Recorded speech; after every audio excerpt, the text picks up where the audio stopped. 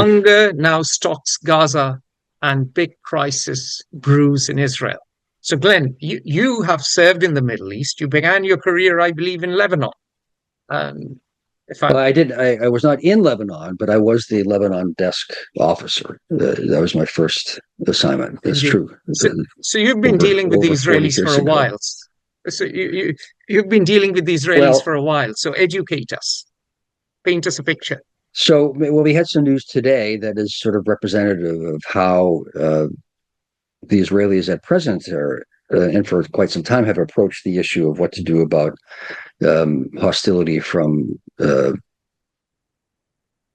Muslims and from the Palestinians, from Gazans in particular, which is that the Israelis announced they had killed Mohammed Sinwar, who is the leader of Hamas in Gaza. And so this is a triumph. But I can tell you, and all of you will know if you have followed the news, that America, during the quote war on terror, became spectacularly good at killing the chief of operations of one terrorist group or another. Uh, the life expectancy was short for these individuals. And so each of these strikes was touted as a success. And in a tactical sense, certainly they might be brilliant operations. They might be successes because that will disrupt an organization if you kill its leader for a period of time.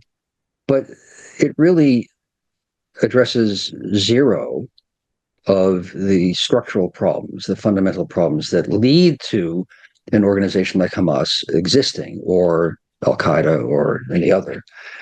So it will divert our attention from the larger issues, which remain unchanged and quite possibly worsened by this kind of operation. So in one human operation there, we may see, I would argue, the fundamental dynamic of tragedy and non-solution of the problems in Gaza, specifically this time. So what's happening? Well, the situation, as you'll know, is that the United Nations warns that of the 2 million Gazans, over 500,000 face imminent starvation, not deprivation, literally starvation. I think 60,000 children are at imminent danger of starvation. There have been no supplies, not a trickle, zero supplies of any sort, including waters, I am informed, allowed into Gaza by the Israelis. The destruction of Gaza, which is, I'll approximate, it's probably 50 kilometers long by 15 kilometers wide, maybe not even that large. Well, here's a reference point. During World War II, the Allies, essentially the United Kingdom and its dominions, the United States and the Soviet Union, literally destroyed one building in every three that existed in Germany. 1/3 of all structures were destroyed by the Allies in World War II. Well, in Gaza, the Israelis have destroyed 70% of every structure in Gaza. The 2 million people have been crowded into something like an area 1/10 the size of Gaza itself, and then shuffled from one part to another as the Israelis decide to bomb different areas. So the situation is unimaginable. But what's the policy of the Israeli government? No one really knows, because there really is not one, other than destroy Hamas. Many observers, before the fighting began, or 2 years ago now, and I will say I was one of them, said it's essentially impossible to destroy Hamas. A conventional So was military Gary. approach. Gary Grapple, our colleague, also said the same thing, and he served as number two to Tony Blair in the office of the Peace Quartet. And both of you were of one accord when you said that you simply cannot destroy an ideology. a conventional military really can't do it unless one commits genocide, and that literally would kill everybody. But then you'd probably so anger people not killed that they would adopt the views of those who had been. It's not really an appropriate tool. I'm not a pacifist. I'm not opposed to military It in has been certain done in the circumstances, but past. It has been done in the past. Look at Native Americans when your forefathers first came to the Northeast. that's true. And there were, a few thousand, and it took 400 years, or well, actually 300 years of history of terrible things. That is actually literally true, though. So the situation in Gaza is just catastrophic. And Israelis' policy, they can't stop the war because if they stopped fighting, Hamas is still there and there's no alternative government. And any Gazan who criticizes Hamas, Hamas kills. Polls show that even before the fighting began, Hamas was not popular. Most Gazans opposed Hamas. The polls show that there's still anger against them or it. But what does one? You can't do anything if you don't have a weapon. You aren't organized, and the other side has weapons and organization and will kill you.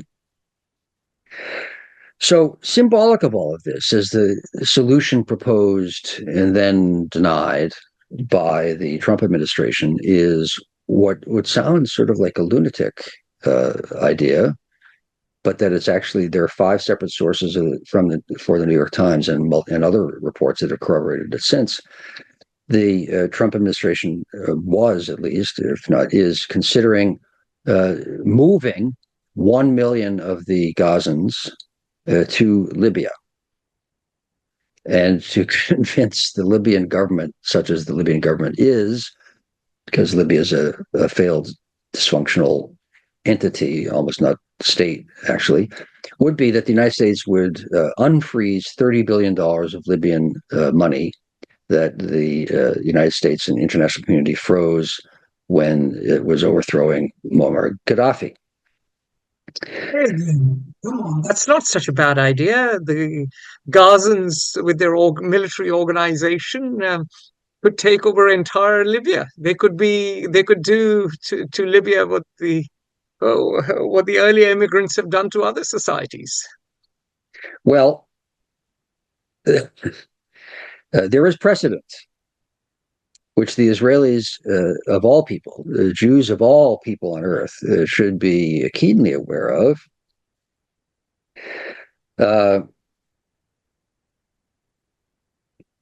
In 136 AD, at the end of the Bar Kokhba, I'm probably mispronouncing, revolt against the Roman Empire by the Jews in Judea and Samaria, the Jewish country, homelands, Emperor Hadrian ruthlessly suppressed the revolt, killed hundreds of thousands of people, and then when he had destroyed all organized resistance, expelled every Jew from Judea and Samaria, and then said, enough of the Jews. We're going to solve this problem once for all. It's no longer Judea and Samaria. I now dub this land Palestine. The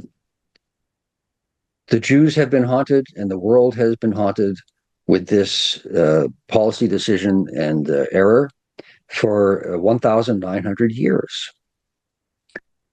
You don't change a person's or a people's sense of self from that sort of a policy.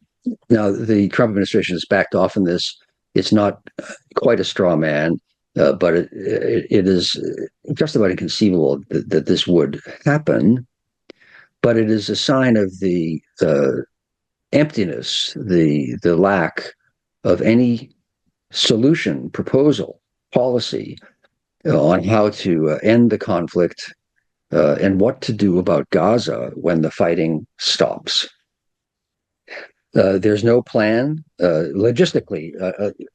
Were that to happen, it's essentially inconceivable. But put that aside. There's no plan for who would govern. The Israelis have refused to agree to or come up with anything. One talks of a multinational Arab, which means Muslim, force under the umbrella of the United Nations, perhaps. But essentially, it means occupying Gaza to administer it, which then would mean that whatever entity is there would have to deal with the more than remnants, the continued existence of Hamas somehow. At present, Hamas has lost, estimates are about 50% of its manpower, maybe 20,000 out of 40,000. Most of those killed. I think 17,000 have been killed. The estimates are from 8,000 to 17,000 Hamas fighters. Well, 50,000 total Gazans have been killed. That includes the 7,000 to 15,000 Hamas fighters. But nonetheless, it still has thousands of members. It recruits thousands per month, apparently. It is still launching rockets into Israel. It appears to have expanded some of its operations to the West Bank. So it would seem that you can't kill Gaza. There's no replacement even proposed. The solution mulled over by the Trump administration and by the far right of the Israeli political spectrum, which controls really the existence and the survival of the Netanyahu government, would like to do that, what Trump is proposing, but it probably won't happen. So we are in a future that doesn't exist and a present that is unsustainable. You've mentioned the far right, and so let's talk about the Israeli situation. There is a crisis brewing in Israel. First of all, there is unease over Gaza, and the reason is simple. There are some reservists who are going for their sixth or seventh tour of duty. And there are 60 to 70,000 Haredis, ultra-Orthodox Jews, who have not been summoned, who fight. By law, they should be doing the fighting, but politically, because Bibi Netanyahu's coalition depends on far-right parties, it's a coalition government, it's a very fragile government, and it'll fall. Because of that, they haven't summoned the ultra-Orthodox to fight. And we've had many Israeli sources tell us that if things continue like this, Israel is on the verge of a civil war. Because you cannot have the burden of the state on one section of the population and the benefits of the state falling on or accruing to another section of the population. And this is causing strains that are increasingly coming to the fore. They cannot be papered over by this appeal to common Jewish identity. This is a critical point. Yes. And I haven't been to Israel for some time, but all visitors, all observers comment on something that I did feel even when I went, which was the rise of the religious right, socially and politically in Israel, so that the Israel of today is profoundly riven between, simplify, the secularists and the Orthodox, ultra-Orthodox, and that has undermined the functioning, not just the efficient functioning, but the functioning of democracy and the stability of Israeli society, independent of, although you can't separate really, from the problem with Gaza. We'll get to that in a second. There's the economic pain that Israel is going through. Remember, Israel is a small country. It doesn't have a large population.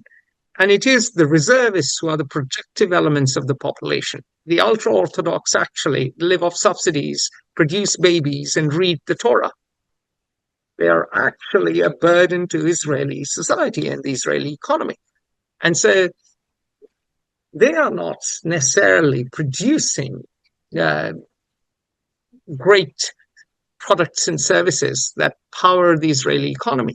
So economically, the continuation of the war and the reservists going to battle instead of working in their offices or factories is causing massive strain to the Israeli economy.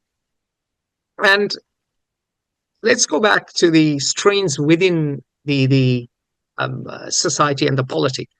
Because of the strains in the polity, Bibi Netanyahu fired the chief of Shin Bet.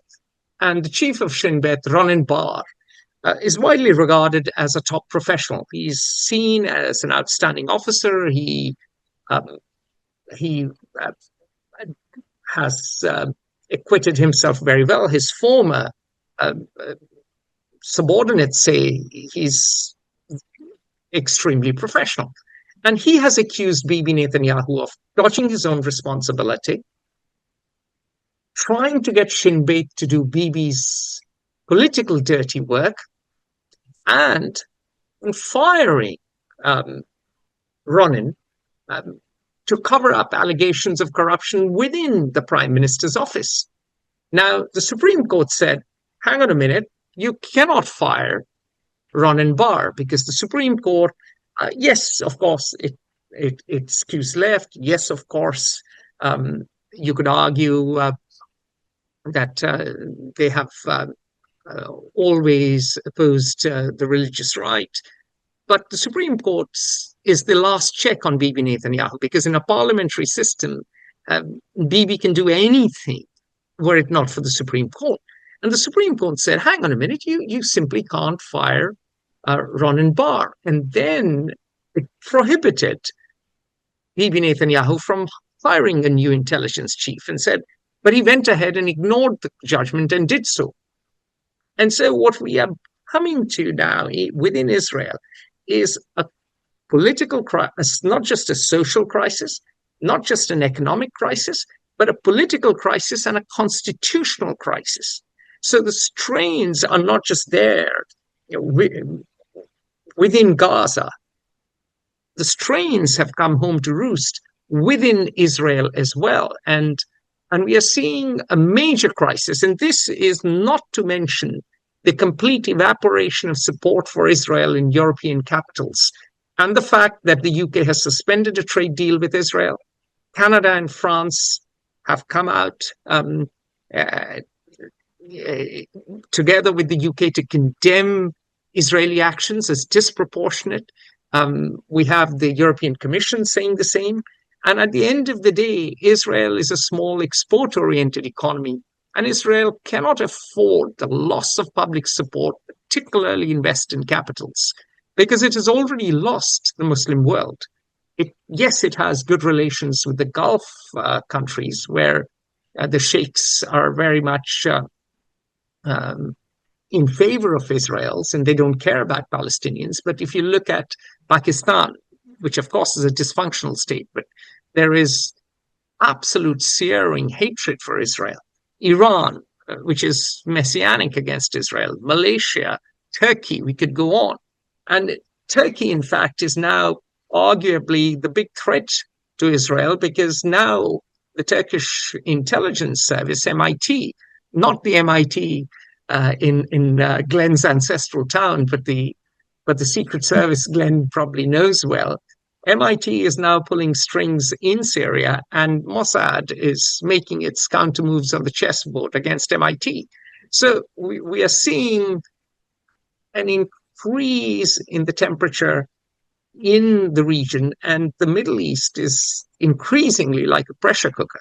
And the Gaza situation is also putting pressure on Arab leaders, because there has always been a gulf between the Arab palace and the Arab street. And that is widening, because the Arab street is very much in favor of Gaza, and the Arab palace wants to do deals with Israel and just move on. And so there are wheels within wheels, and the situation is going from bad to worse. Yeah, I would agree that the dissatisfaction and hostility towards Israel from other countries, specifically those who have hitherto been allies and supporters, is real. But I'm less concerned with that. I think that will change if the policies change than I am with the increasing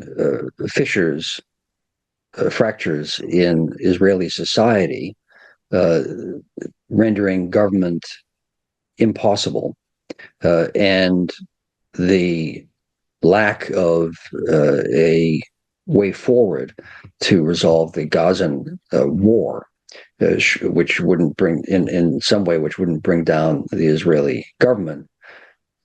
There seems to be no way to have the pieces add up to 4, or whatever solves the equation.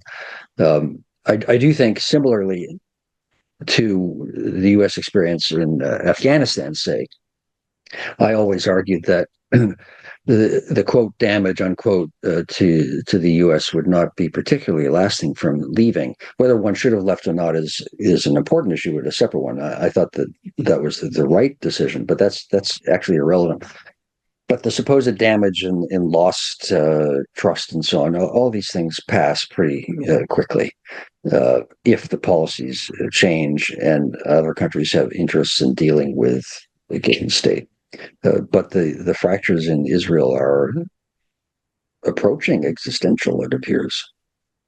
Yeah, and at the root of it is really yet another polarized society where people have very different visions of the future.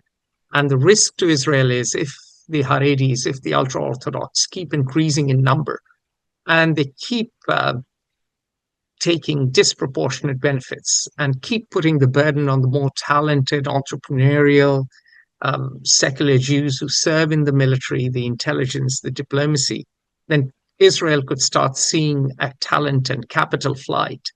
And that Well, it's a is the religious big war risk. within Judaism. It's just as Europe destroyed itself for hundreds of years in its religious wars, and Muslims and Christians have been at each other's throats for a long time, and the Jews are now coming to be almost at each other's throats in Israel. There's a caveat. It's not so much religious wars as in it's not the Protestants and Catholics. It's not like the jihad versus / crusade versus Muslims and Christians. This is battle between the secular and the religious Jews. So yeah, I was putting slightly secular different. as well, yes, but religion is half of the equation, shapes the outcome here, and religion is fundamental in it. On that note, thank you very much. And before everyone goes, we will take one comment that Hamas reminds Peter Isaacson of bin Laden, Osama bin Laden, who was betting long term on the destruction of Western power by making it focus on terrorism. And his point is that Hamas are perhaps betting on the long term by protracting this conflict and destroying the legitimacy of Israel and weakening its power and weakening Western power. Yeah, fair point, Peter. I think that's all we have time for. Thank you very much for watching. Do subscribe to our YouTube channel and do sign up for our newsletter. Thank you. Bye. Shalom. Join the conversation at Fair Observer and subscribe to our YouTube channel.